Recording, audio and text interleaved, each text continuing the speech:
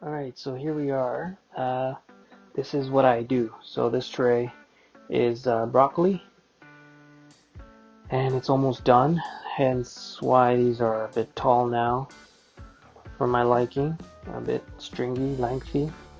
But yeah, um, you can see what I do in my trays. The trays for the small stem plants that I sometimes grow.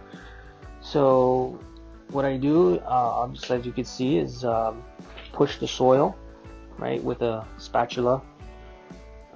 Push the soil a little bit, about an inch, to create a horizontal, if you will, or trough or a gutter that is perpendicular to all those rows. And I like to do that because when I water, let's see here, I see that the water is evenly distributed across all those um, rows before it starts to percolate down into each row into the soil. Whereas when I was filling my whole tray with soil, at first I just wasn't seeding there, right? I wasn't seeding to kind of make sure that I can get the water in there without touching the stems. And then I thought, well, it's not that much real estate. Like I don't grow commercially, and I'm not really pressed for space, so that's definitely a downside of it, but not for me. I said I like for me. I was noticing, depending on where you're pouring, if you're not pouring evenly on the ends of your tray, and I do it on both sides, by the way, both ends of my tray. I'll pour half of the water here, watch it distribute, make sure it distributes evenly across the rows, and then again, same thing on the other side. And why I like that is because I get to see that the water distributes evenly. Whereas if it's there's just soil there, or hopefully not, not plants. You're not pouring on plants on you'd have to kind of push them away. But if you're not applying the water, if you're not pouring the water in evenly, I was finding a lot of the water will will end up going down the row it's poured on more than, or the same as much as it's going left and right to the other rows. So without soil being on the top of these grooves, you can guarantee that the water is going to be evenly distributed across all the rows before it starts to percolate into the rows or down the tray. Another reason why I like this strategy is because I can directly see how hydrated my soil is, or how much, right, how dry it is, or how overhydrated, right? How much excess water there's if it's too much water.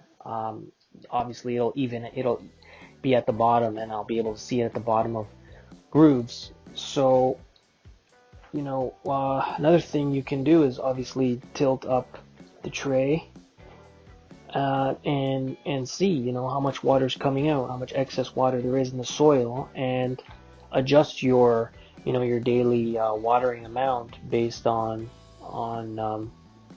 right on what you're seeing in that space. Whereas if you have it full of microgreens, you have to stick your finger in there and be good at feeling, or feeling the moisture level, detecting that way. I don't know if there's some kind of tool out there for that. I'm sure there is always a gizmo for everything.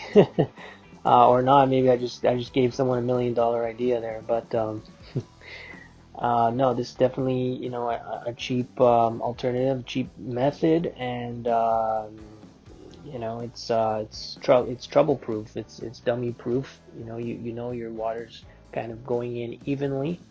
Um, and yeah, that's basically it. So let me know what you think. You know, I thought of this idea, and that's the only reason why I'm sharing it, because I haven't seen anything like it on YouTube.